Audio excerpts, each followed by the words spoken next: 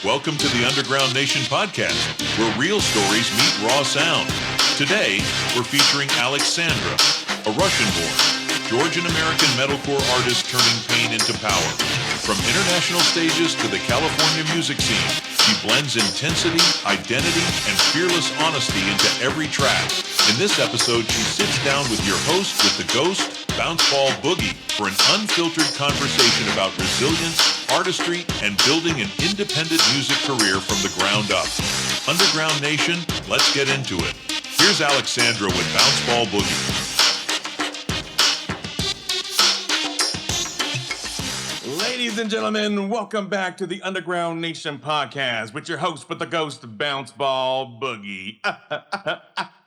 Today, we're crossing borders, breaking barriers, and diving into the world of a powerhouse whose voice and story demand to be heard. From the streets of Georgia to the neon lights of San Francisco and Los Angeles, this Georgian-American metalcore queen is rewriting what it means to turn pain into power. She shared her voice on stages from the Palace of Fine Arts to corporate headquarters at Meta and Intuit. She's performed across continents, rocked crowds in China, and now she's shaking up the West Coast with raw lyrics about identity, perseverance, love, and survival. Her name is Alex Sandra, a voice for the voiceless, a fighter for those who have endured trauma, and an artist who blends the fire of architects with the spectacle of Lady Gaga. So buckle up, Underground Nation, because this is about to be a journey through the sound, struggle, and triumph with Alex Sandra. Welcome to the podcast. How are you, Alexandra? I'm good. Thank you for the killer intro. That was incredible. Yes. Well, you are a killer artist and you deserve it. So thank you so much for taking the time from your busy schedule to speak with us today. A pleasure to be here with you. Yes, I'm definitely excited for this one. Well, Alex, take us back. When did music first grab a hold of you and become more than just sound, but a way of survival? I started listening to music like early childhood, and I always actually wanted to be a musician. I don't know. I just like, as long as I remember myself, I was thinking like, oh, when I'll grow up, I'll be an artist. And particularly rock music, something when I started like realizing that I'm into rock, alternative rock music. It was when I was in grade 7. That was first time I actually heard Linkin Park. And I was like, oh my God, what is this genre? I didn't even know that. Like I heard this distortion guitars. I was like, what is this? Somebody explain to me. I haven't had even vocabulary to like describe what am I asking about. My childhood was pretty rough, and music became my escape because when I started diving in, I discovered lots of music back then. It was like 2000, early 2000. I listened to Offspring and German bands like Guano Apes and other stuff. And that really like I felt accepted in the community because I felt like I'm kind of a little odd and my peers would not like completely relate to me. And this music felt like I'm part of something bigger and I'm not lonely anymore. And this is when I started engaging with the rock community as a listener. But later on, when I turned 15, I felt brave enough to post actually in physical magazine that was called New Musical Express, which was very popular in Eastern Europe. And I posted them looking for a band. And this is how I got my first audition. Wow, incredible. That must have felt amazing to be able to step into that position. Yeah, it took me like 6 months before I That's amazing. That must about was like brave enough to post that I'm looking for a band. I was like, oh, of course I'm not good enough for auditions. But then I was like, you know what? No, I'm going to try. I'm going to do it because it's my passion. So that's right. Push through. Yeah. For you. Good for you. You mentioned influences like Architects and Lady Gaga. How do you balance the intensity of metalcore with the theatrical, pop-driven energy of Gaga in your performances? Well, I think, first of all, Lady Gaga is such a queen. Absolutely love her. I'm a big lover of rock music and also pop music. I was always, I would say, alternative girl since my teens. But then over time, I started transitioning to modern metalcore. And between my day job is actually being a musician. I'm gigging musician. So I play for hotels and corporate events, even though I really, really love metalcore, and it is something what actually feels like healing to me. Yeah. I also love Lady Gaga and Adele and Alicia Keys, and I sing them with great pleasure. So I would say my alter ego is this pop singer, Barbie doll looking girl during Oh my, daytime. no kidding. Where did we go see this Barbie girl during the day? I want to pull up. Well, that's whenever I play for the hotel. I play grand piano and I sing Born This Way. And No way. That's amazing. That's talent right there. thank you. Well, Dude. honestly, when I feel like at lowest and like emotionally very like when I need to recharge my batteries, I hit Yeah. on architects or wage war and like I feel like they scream for me. Like when I'm in the car, I was like, yes, I love this. This is amazing. And then I don't know. Then when I'm going to the work, I'm listening to all of that classy, jazzy, and soul music. So That's incredible. Wow. So you're a full-time musician. I That is so cool. Was there a specific moment or experience in your youth that made you realize music wasn't just therapy, but your calling? Yes, I grew up in a very dysfunctional family. I survived lots of different types of abuse, domestic violence, and unfortunately, I didn't have too much freedom, physical freedom in my for many years, I would say. And music was the only thing what actually gave me understanding that even though physically I am kind of like locked into this situation, mentally I'm free. And rock music particularly because rock music has this little like darkness which suits my soul because like when you are growing up in abusive household it scars you, you know, and Yes, then it is. you need something to relate to. And I know that rock music kind of like associates with dark and bad things, but to be honest, for me it was real escape. Like my mom would say like, oh my god, this is a noise, this is not a music, or like it's Satan's music. I was like, you know what, this is the most nice thing what happened in my life for the last I don't know 5 years.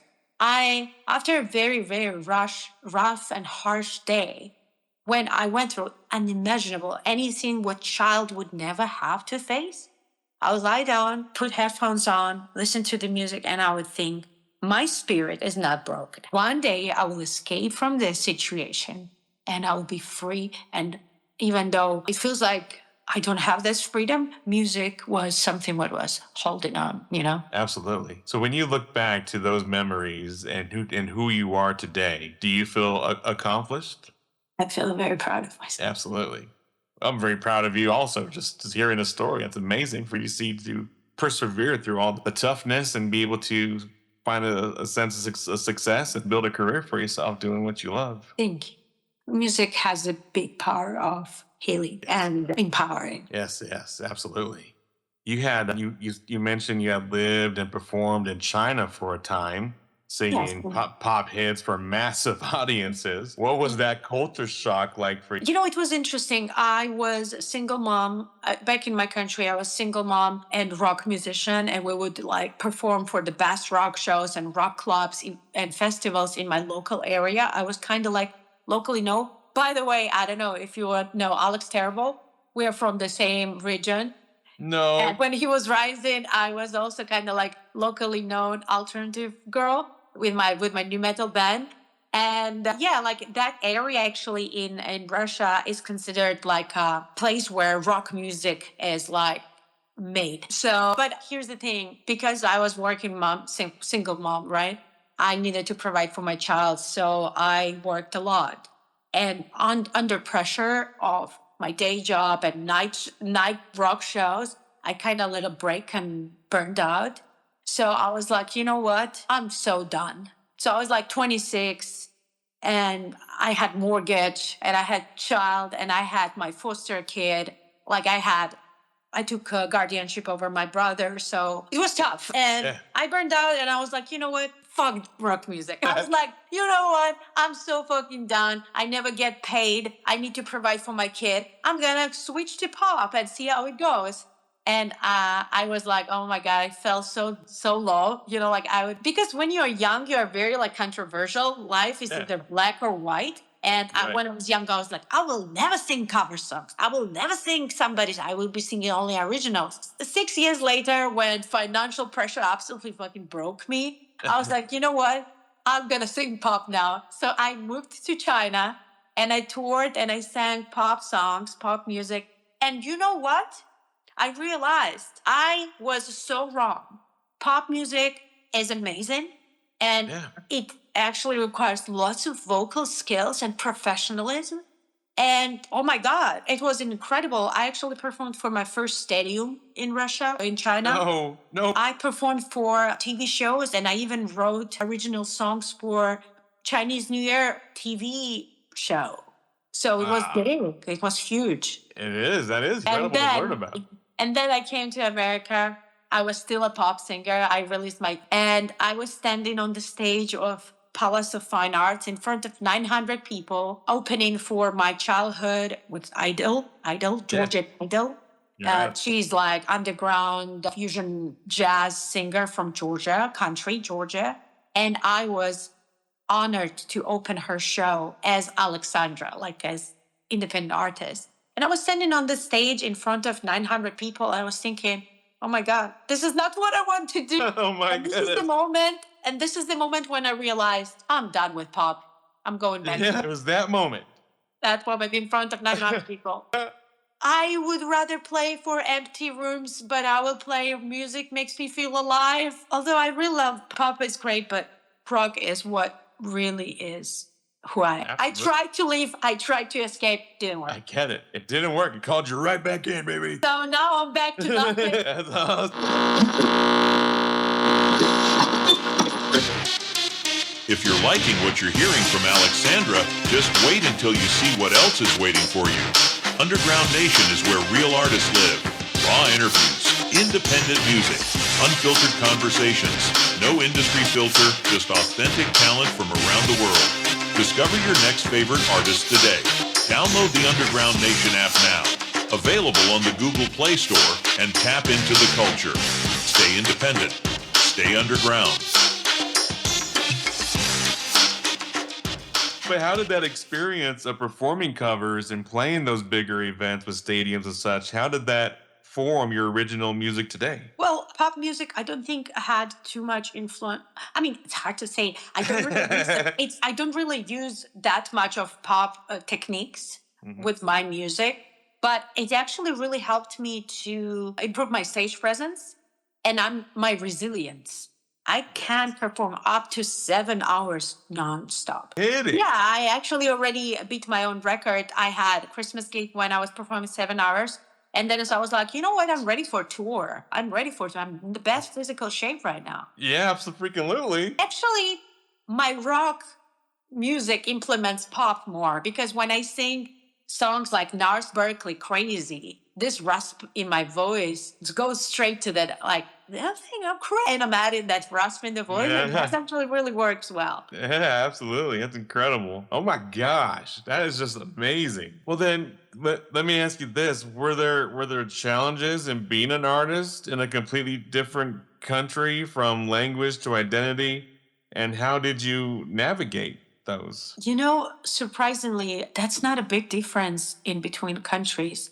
And so when I was back into my country, I was always thinking like, oh my God, I will travel, I go to Hollywood and California where the heart of the music I love so much is. Although I would listen lots of European bands too, because like rock music in Europe is big. But my heart was always like towards America, California, because like most favorite, like System of a Down, this band that was something what I really like loved so much. And they were like in Los Angeles and Glendale. And I was like, oh my God, I'm gonna. And I would imagine that music culture here is a little different than in my home country. But no, I come from very underground niche and underground scene is the same everywhere. People, I guess music has this worldwide, international, unspoken, not rules, but like community identity, something. So when you are in the underground music there, it's actually same as here. So when you come, you kind of like, Oh my goodness, I cannot wait to go to another country and experience this for myself.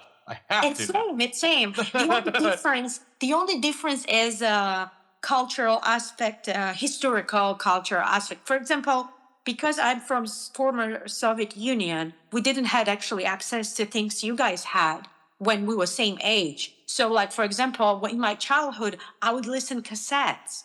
And I guess this is something what older generation would do in America, because when you guys already had access to CDs, in my country, we still haven't had CDs. So that's something different. But like we thrifted our merch and we up it and same Yeah. stuff like you guys. Yeah, absolutely. Very cool. So you saw the evolution.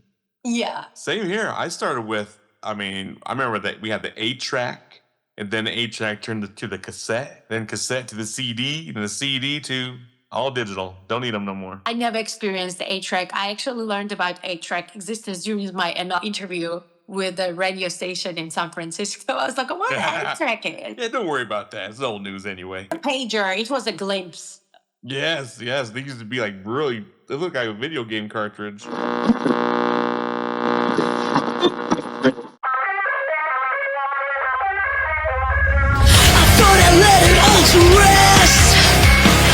Burning pain I can't digest. The scars that crawl beneath my skin reminded me what has been. I can't take no more. I can't take no more.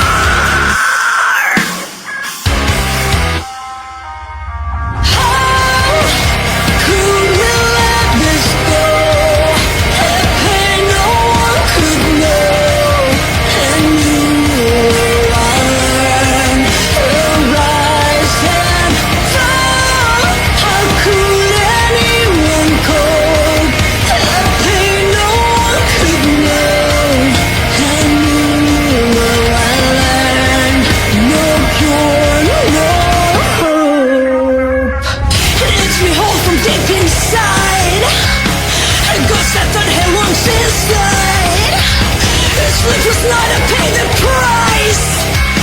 Forever to the sacrifice. I can't take no more. I can't take no more.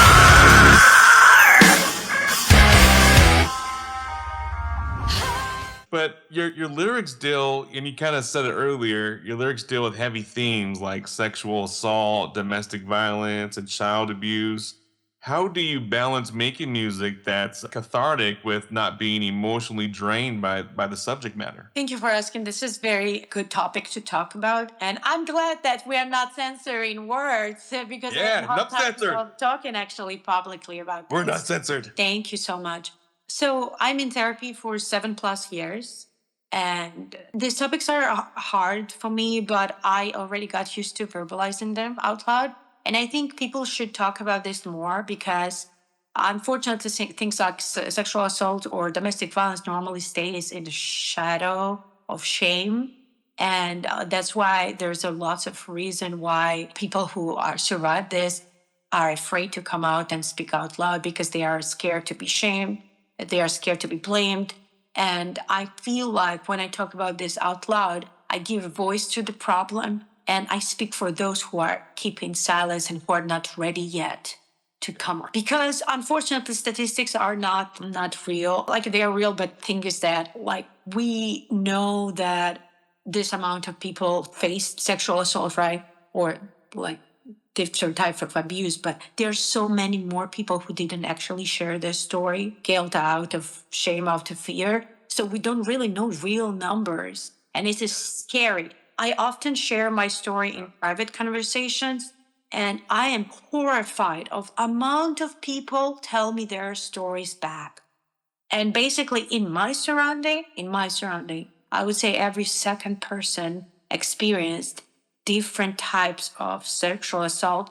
And it doesn't matter the gender, female and male, both. So when I write songs about this, I know this is hard topic and not everybody could like listen to songs about this, but this is my art and I want to empower it. And I want to pour out all of that. I was holding this for so long. And then when I started sharing this, I realized that the only person who actually didn't believe me was my parent, who was supposed to protect me. My mom actually never believed me. I didn't disclose this to her while I was a kid. I disclosed to her when I was an adult because I had this little sense that my mom would not believe me. So I waited until time when I can actually face this, that my mother didn't believe me. Like I needed to take care of myself. So I told her when I was ready, and the worst nightmare came true. My mom didn't believe me. And that really hurt me.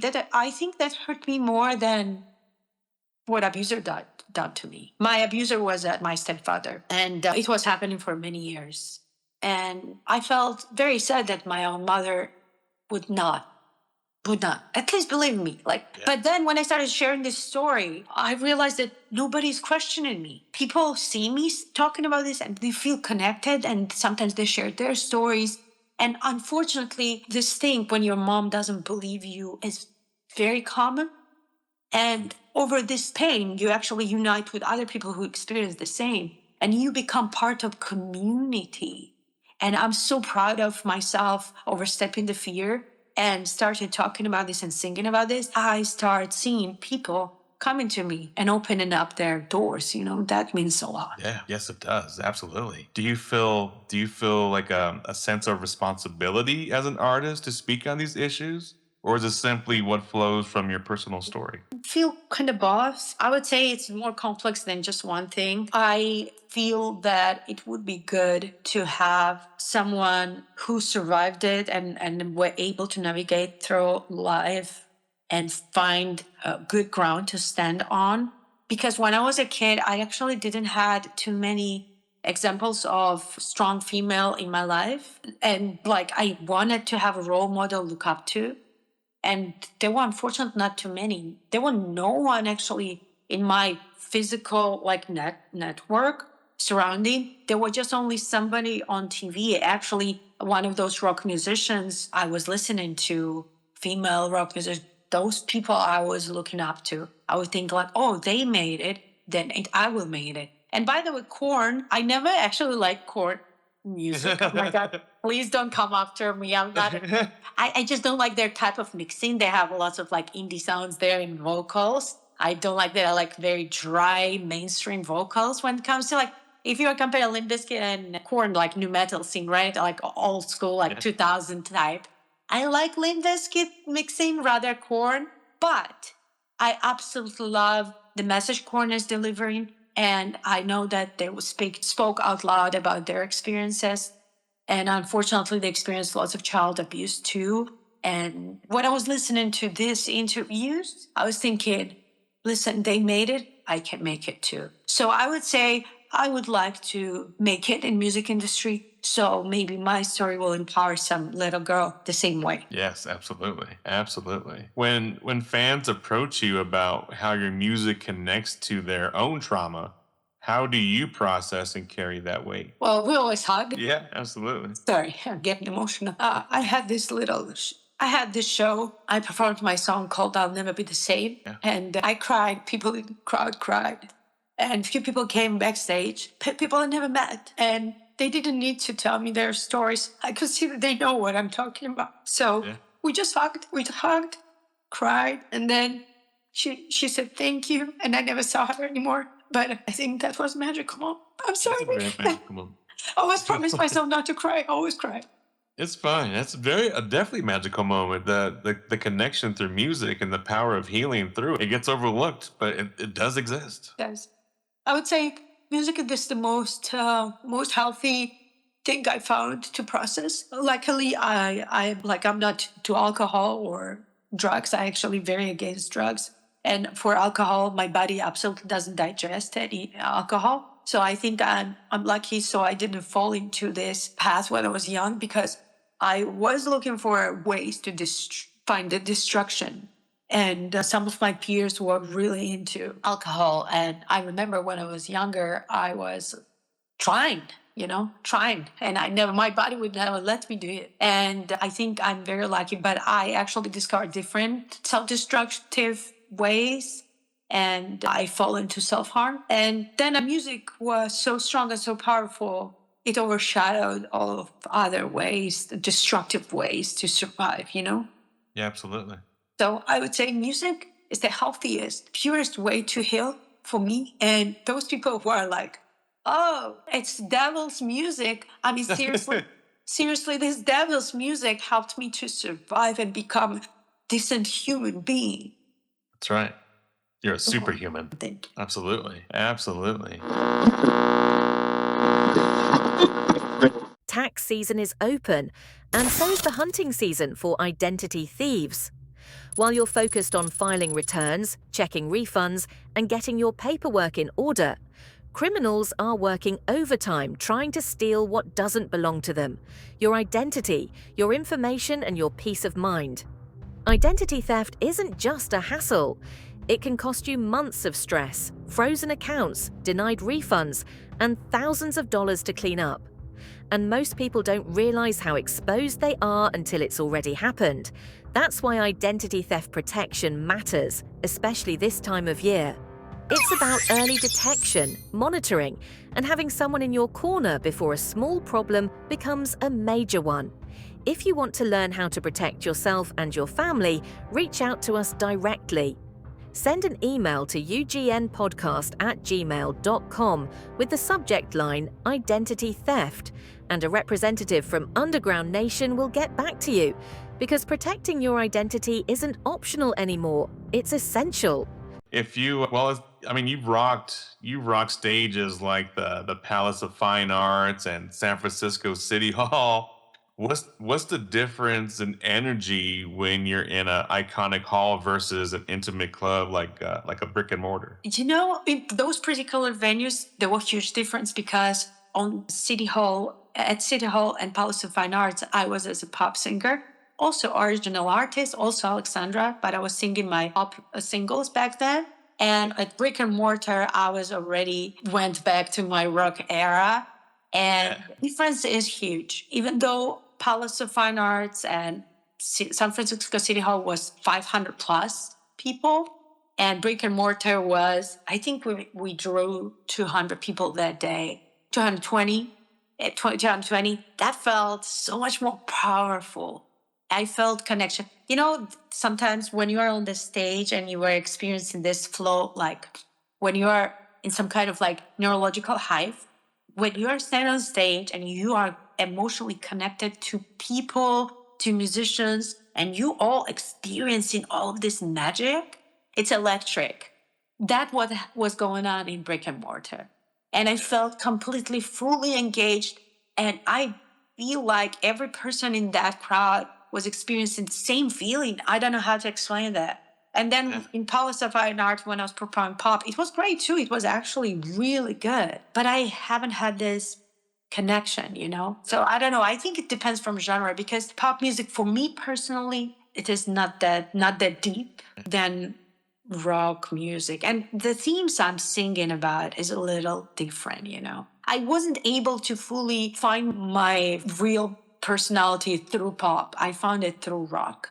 But I tried so hard. I tried for 6 years. Yeah, absolutely. Well, it definitely sounded great. Absolutely. I will say that. Thank you. What has been, well, let me ask you this. Do you approach your set list differently depending on whether you're at a corporate gig like Meta or a hardcore music venue? Yeah, of course. For original music, I have actually a headlining show coming up in San Francisco, and I have opening show coming up in Los Angeles, and also around California. For those, we have like 45, 30-minute sets. And for those, I always put my original music. And now I am getting booked for metalcore concerts, for like more heavier curated lineups. And for those, I put together my latest singles, because my new album I'm going to be dropping in 2026 going to be so much heavier than music I was doing before. And I feel like I finally found my sound. So I'm putting more and more heavier songs into my show list. But when it is a booked gig for a private corporate event, I put together something what they want to like. If it is background music, I choose something medium tempo, The Weekend, and if it is they want jazz, I put jazz songs there. I never sing the Dang, Beatles what's song. that now? Yeah, I mean, You like that's that? me singing my song Barbie Girl, which is like full of cursing for Facebook. That It's very cool. When that moment when you said, "This is my sound, I did it. This is it." Was that a feeling of accomplishment when that moment happened? You know what feeling is this? When you feel finally all of your like little bits of personality kind of merge into one. I struggled with self identity for a long time. And because of my trauma, I would dissociate a lot. I would imagine that I am a character in the movie and what's happening to me, it's not real. It's more like movie. And that kind of broke apart my personality. And for a long time, I kind of struggled with self-identity and understanding who I am.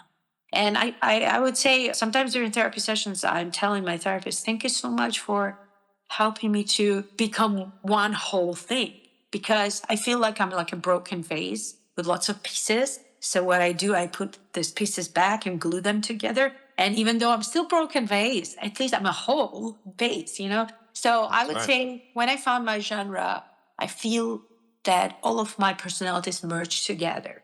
Because I am that Barbie looking girl on corporate event too. And I am a mom of my 2 kids. And I'm a wife. And I'm a rock musician. And I'm a survivor. I'm so many things. Yeah. But when I'm on the stage singing my original songs, looking the way I think interprets the best version of me, I feel this is who I am. Absolutely. So I feel like my music is just made all of my little bits into one, and I feel me. Absolutely. How does it feel to almost be like that role model that you wish you had to your little ones? Oh, it's surreal. I can't believe I made it. Yes. Even though I didn't made it in music yet, but I feel I'm still like I feel something is happening. Especially with when I found my sound, I feel it is escalating so quickly, so rapidly. I'm just keep asking. I was like, is this really happening? But as a personality, like as a person, I think I made it already. Yeah, and absolutely. It feels surreal. Absolutely. Success is defined but differently from every artist I talk to. Yeah. How do you define your success? It's such a good question. I actually did define my success because my husband asked me this question, and I took half year of thinking about this. I finally found an answer. Right. When it comes to numbers, I would consider myself successful rock artist when I will have 1 million monthly listeners, when I will have opportunity to draw around 200 people on cities I do not live in, and will be accepted by underground metalcore community. Yeah. That's when it comes to numbers. When it comes to emotional goals, I would like to make a little impact on people who struggles with the same problems and be able to connect with survivors. And maybe what's the word in English? If I will be able make money and give that part of the money towards people like I to kind of help them get out of that situation. Yeah. Would you Charity, ever right? consider starting your own charity? Yeah, absolutely. Is that by chance something you may have put thought into? I already actually started doing things for many years. I volunteer for lots of organization and back in my country and here too. And I give my home as a shelter to women who are trying to escape from domestic violence.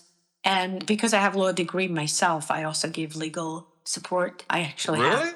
Yeah, I have a criminal law degree. No kidding. Yeah, I don't. I'm not certified in America. I have a degree from my country, but it's all based on Romanian law. English is not my first language, so maybe I'm not particularly correct. But You're fine. Take your time. the basics of law are same. So because I have law degree, I can research and give some basics and navigate them towards proper organizations where they can seek help. And Absolutely. I've been giving shelters for over 10 women. Incredible. Thank you for doing that for them. Of course, I think I'm doing this more also for myself. This is the way I'm. Sure. Absolutely. Wow, incredible. If you're an artist or in a band that could use some extra exposure, look no further than Underground Nation magazine. They have everything you need to get some extra eyes on your project. Get started on your custom marketing campaign, spanning web, social, and print today. Visit underground-nation.com. That's underground-nation.com for more info. Underground Nation, the #1 trusted source for underground music news. So I'm in the financial services for. That's what I got my certifications for, and that's why I said in the beginning of the podcast I help educate artists, because a lot of them don't get the education that other people get just because we have red beards and crazy hair, and the traditional financial person won't approach us to help us simply because they're scared of us. So I kind of took it upon myself to get that education so I could give it to other artists that may be in that position of they want to break through, but they just can't get the resources together. So I kind of feel like I'm that bridge for them in that regards. Just like you with law. Yeah, I actually got my law degree to protect myself, but then later I realized that I can actually share free lawyer services for those people who need, because when somebody is trying to escape abusive relationships, they need lots of support, not only psychological, physical, and also they need consultations what they do. Some of them doesn't even have documents when they run. Like person who escaped abusive relationships, I actually even didn't have my birth certificate. So I went through process myself completely as a 14-year-old to get all documents. No kidding. Those like paper. So my mom is a felon, and she's a con artist, being convicted twice. And unfortunately, she was operating such a big amount of money that I was lots of dangers. I was kidnapped a few times, and My goodness. I was not only abused by my stepfather, because my mom would date con other people with lots of issues. And she would also be involved with groups of Bad gangs and stuff. So it was really rough. And I would be sometimes illegally kept by police, but those policemen would be somebody who is corrupted. So I decided to get education so I can actually protect myself, because I got really tired of being pushed around all the time. Absolutely. So I didn't have feeling that I was protected by the law. I mean, law existed to protect me. Just implementing the law was a problem. The logistics was a problem. I was not protected in reality. By law, yes, but not in reality. Yeah. Well, that makes me angry inside. I'm so sorry that happened. That makes me angry too. I'm still very angry. That's why I have very angry music. So let's get back to the music, because you just said you found your sound. You got your album's coming out next year that's gonna bear this sound. Can you walk us through your songwriting process? Do the words come first, or the music? Idea of the song comes first. I have always written a little notes what I would like to write song about, because sometimes I'm going through spirals and I'm like, okay, this is actually something what doesn't leaves my mind. I need to write this out. And when I'm in the moment, when I'm processing these feelings, the best words come together, right? So recently I was driving and I saw this young mom with 2-year-old toddler in her arms on the exit of highway begging for money. And I got triggered so badly, I accidentally hit the curb and pull over very weirdly. And I stopped and I took full 10 minutes to calm down, because I was homeless for a few days when I was 10. Oh no, I was not 10. I was 11. I was 11. And I had my 1-year-old brother in my arms, and I was begging for food on the street. And when I saw this, it was just stuck in my throat. And I started writing. I was triggered so badly, I started writing. My first thought was how this is fucking okay that we live in this society where mom with toddlers can be on the street. How this is okay. How we exist as a humanity when we have this situation existing. So I normally don't really tap into politics. I'm standing up for social injustices. But some stuff like this is impossible to separate. So I sat down and I wrote words which come up to my head, like crisis, I'm so fed up with this. And like, I now I'm like so upset. I don't remember what I wrote, but I wrote like I remember I wrote the word crisis because it's a crisis. Yes. And then like little cursing like fuck this and stuff like that. And I was like, I'm gonna write song about that. And I was so angry a few days. I was like really spiraling back and forth. And then I wrote course of the song. And later we produced this song with my producer and co-write the whole thing. And that song called Crisis, which I'm dropping actually September 19. And also I'm dropping music video. So this is how this song came true. I just pulled over from the highway, wrote a little idea. Then I met with the producer. We wrote the whole thing, and that's how it happened. Wow, incredible. I cannot wait to hear this disaster piece. It's an aggressive song.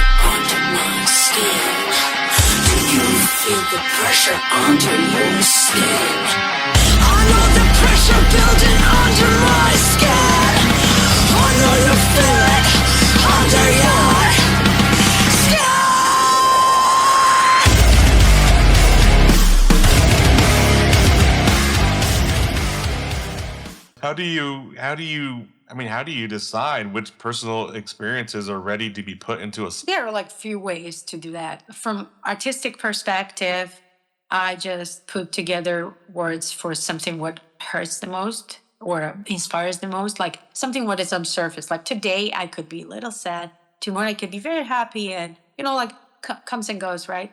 But from a management perspective, from marketing perspective, which is I'm also considering because I'm my own marketing team and I'm my own manager for a moment. I hope someday this will change. I will have enough money to hire people who can help me do this. But today I am on my negative income, negative profit, so I do this myself. And when I think about album the whole, I'm considering, okay, I have angry songs, I have sad songs, I have even love songs. And I think I'm just thinking that because album is a story, it should have different parts of the story, which has different emotions. So this is how I make decisions. How many of songs is going to be about social injustices? How many is going to be for neutral themes? How many going to be for love songs? So yeah, absolutely. Very cool. Do you ever feel like the music you're writing today will be different from the music you'll want to perform 10 years from now? God hope, because I spent last 15 years of trying to find who am I as an artist. I'm so done of exploring. Yeah. I'm finally ready to stuck to my genre and do that. Let's go. I just hope that this is it. I found it And this is it. I'm not changing any more genres anymore. Yes. Well, you got our full support here at the Underground Nation. I mean, we want to help you push this new album to the masses. Thank you. Hopefully we can. Oh, it's exciting. I'm excited to hear this thing. So I mean, you kind of brought up a subject there. I mean, you said like touring and performing in California. I know that isn't cheap, talking to other bands I've interviewed. But what for you, what has been your biggest financial challenge in keeping your music career moving forward? Well, I am a mom of two. My older one, do you remember I said I was single mom? Now she's almost an adult. So she's 18 in 2 months. All right. And, Happy and birthday. my younger daughter is a toddler. She just started preschool. So as a female, I can say it is very difficult to succeed as a working mom in your career. Doesn't matter what career it is. You are trying to approach your goals with having family on your shoulders. This is something what I want to talk about when I will be financially successful by music. I want to speak up to moms and tell them that I see them, because financial toll is huge. So you provide for your family, for your children, and also trying to approach career goals. Every maternity leave is 3 years out of business. I was just talking to my colleague. She's a drummer, and she was like, "Hey, Alex, I just wanted to ask you, I'm planning to have a child. I'm so scared I'm going to be losing my opportunities." And I look at her, I was like, "Hey, girl, I'm so sorry, but you will." Yeah. Society will tell you that you have like rights and everything. As a musician, you will be kicked out of music scene. People will replace you and forget about you, because 3 years, it's a long time. So when you will come back, you will need to start again. Yeah. She's like, "Oh my God, this sucks." I was like, "I know this sucks." So if I will be able to make this big impact on music industry, at least, I'm not only want to make impact towards musicians and music professionals. I'm going to talk about this a little bit more, but quickly about female in music industry, right? What I think would be considered good if female musicians would have some kind of like special categories they can fall into. Like, for example, I came back from maternity leave. I haven't been on music scene for 3 years. I would like to be able, for festival, if I have a good music and band together, right? Yes, I haven't been in scene for 3 years because I was raising child, another member of society, right? And now I'm kicked out fully from business. I need to start all over. I would think would be cool if there would be some reserved space for moms or homestaying dads, because there are plenty of homestaying dads in music industry. So I think if I would be able to make an impact, I would love to sponsor artists like that out of my pocket. Fuck that. I will pay for it. I will support. I will pay for their transportations, whatever it takes. And when it comes to music, even though my profit is negative, I always pay, first of all, same amount to women and men, doesn't matter. And I always pay out of pocket. I bust my ass on my other jobs, but my musician's going to be paid. My musician's going to be paid. My photographer going to be paid. My videographer going to be paid. Everybody's going to be fucking paid. Sometimes my session musicians, they are like, "Alex, this time we want you." They are trying to volunteer their time to support my music because they like what I do and what I stand for. And then we have this traditional fight. No, you get money. No, you keep the money. But this is how I do. And I hope one day when I will be able to make a profit out of my music, I want to make sure that people in my team are well set and well taken care of. Absolutely. Amen to that. Well, hopefully, yeah. Some artists wait to be discovered. Others step into the shadows and take their shot. Welcome to Mic Check Thursday, hosted by the host with the ghost, Bounce Ball Boogie. Every week, the boogeyman opens the gates, searching for the realest voices in the underground. No industry politics, no fake hype, just raw talent and honest feedback. Think you've got a hot track? For just 99 coins, submit your song and get one guaranteed play live. Get reviewed by Bounce Ball Boogie and the full panel of creatures from the Boogieverse. And if your sound hits different, you might earn something most artists never get: a personal invitation to a spotlight interview on the official Underground Nation podcast. This isn't a contest. This is a gateway to exposure, to community, to your next level. Join us live for Mic Check Thursday. Bring your track, bring your courage, and step into the Boogieverse. The underground is watching. Are you ready to be heard? As an independent artist, though, how do you balance paying for recording, promotion, travel, while still trying to live day to day? There is no fucking balance. You're just working yourself till death. Well, I think, I'm in my late 30s, right? At this time, I'm already on different financial level. Rather, I was in my early 20s when I was like fucking broke. Yeah. I have my little like small business. Also, my family, my husband is in tech industry, so we are able to maintain pretty good lifestyle in California with prices like this. So I found my music partially from, actually I find my music from my music. I found this rock music from my pop music, from gigging. And I'm really struggling. I'm cash poor. This is what I'm saying. I'm cash poor. I maxed out my credit card. Hopefully I'll be able to pay that off soon. Yes, you Sorry, will. I didn't mean to. Yes, you I didn't will. mean to burden you with that. I'm just Burden? glad I actually burden? maxed out my card and I need to book another studio time for. You maxed out the card to put Yeah. into recording and stuff? Yeah, I maxed out my credit card, but I have other gigs paid off. It's just like when you perform Right. for hotels, they're paying you within 30 days. So I'm getting checks coming in. And so I'm Right. like, oh my God, come on, people. Right. Yeah, all in God's timing. It's coming. It is coming. Yeah. Well, Alexandra, where do you see Alexandra 5 years from now? Bigger stages, bigger collaborations, or something completely unexpected? I think I have really good chance. I've been to this business many years, 20 plus years, and I've been successful in my career. So I'm not relying on hope. I actually feel I have real chance. I think I finally have my style, my voice, and I am fucking workaholic person. Yeah, me too. Yeah, and I've learned that working harder doesn't really help. Working smarter, this is what helps. And so I think I finally have all of these tools in my hands right now, and I feel in control. So in 5 years, I see myself successful, unless brick will fall off the roof and just like kill me right there, or hopefully I will be healthy, like not some kind of like disease is gonna like break me down, but Yeah. I see myself performing for big festivals, being lined up with big artists I'm listening to today. I listen lots of underground stuff, and I see lots of people I feel they're gonna elevate. And I see myself in same lineup with them in 5 years on big stages. Yes, absolutely. I can see it too. Yeah. And I can see the passion in your eyes as you talk about it. So that's pretty cool. I feel I have lots of things to offer. I think I'm already changing micro and economy around me by providing jobs, by paying taxes, by working my ass off and opening the doors for minorities and different type of things what is normally gatekept. And I think that really has big effect. When I will be bigger artist, I can multiply what I do. Yes, absolutely. Multiply. We don't die, we multiply. Exactly. If you could go back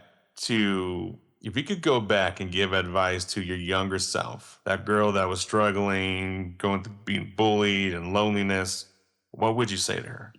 I would not tell anything to her. She was doing the right thing. Don't think anybody should come back and give her any advice, even me. She was doing the right thing. I'm proud for everything I've done, except one little thing I cannot expose. I just can't say what this relate to. Yeah. I was helping someone who went through sexual abuse from early childhood. And back then I actually didn't know very important thing that unfortunately so people who experience sexual abuse in very early childhood, they have several pathways and there are statistics behind it. Some people are survivors. Some people stuck into victimized role when they feel like they need to punish themselves over and over again. So they get stuck in this position when they are like victims forever. So they engage with abusers over and over again. And some people become abusers themselves. I didn't know this.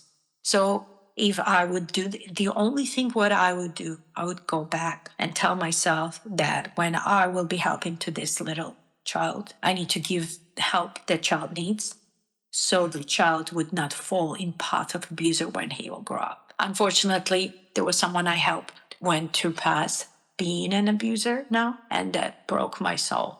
And I'm not angry at that person. I'm not. I just feel I didn't stop the cycle. Yeah. So this is the only thing. The arrest I don't regret. I'm proud of who I am right now. So I would say nothing to myself. I'd be like, you got it. You got it. You got it. You got it. Well, Alexandra, what legacy do you want to leave behind for both your fans and survivors who look to your story for strength? Free space for anybody. Doesn't matter, color, gender, position, financial position. And most importantly, it hurts me seeing how metal scene being so aggressive towards our own, like calling each other posers, and fashion police is always out there. Oh, where did you get your shirt from? Can you tell me fucking 3 songs of this? I want my people know. I don't fucking care. Do you know 3 songs of my? If you got my merch, I promise you invested into something very good. I that money you brought to me by buying my merch, I invested in good. So thank you for listening to me. Thank you for knowing my name. Thank you. And my community is safe space for anybody. And if somebody will start pulling out that poser shit, like poser police shit, Yeah. I will speak out loud. Yeah. And I'll speak out too, and I'll come give him one of these if you want me to.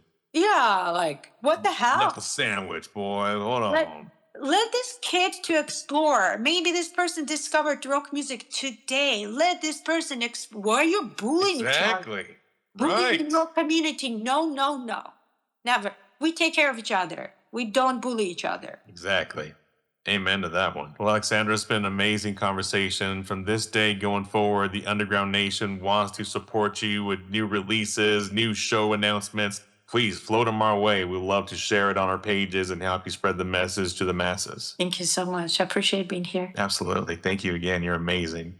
Is there any any shout outs, any thank yous, anything maybe we forgot to promote? I have shows coming up, but I want to shout out everybody who is helping me succeed. I have lots of friends in music industry who believe in me, who dedicating their time to elevate me. Even like a little thing like comment on their post, that's huge. There are days when I feel like I cannot make it, but then I see this support. Shout out to all those who are believing into artistry and who are helping us to have a voice. Yes, absolutely. And that's what we're doing here at the Underground Nation, being the voice of the voiceless, shining the spotlight those that are stuck underground, helping them use when others say that they can't. Yeah, to that. Underground Nation, that was Alex Sandra, bringing truth, pain, and triumph straight from the heart. Make sure you show love, go stream her music, follow her journey on social media, and stay connected to the fire she's bringing to the underground and beyond. Like, follow, and subscribe to Alexandra today, and always keep it locked right here with your host with the ghost, Bounce Ball Boogie. Visit the Underground Nation. That's www.underground-nation.com for more interviews, more music, and more stories from the artists who move the culture. Until next time, stay underground. Yeah. Thank you so much, Alexandra.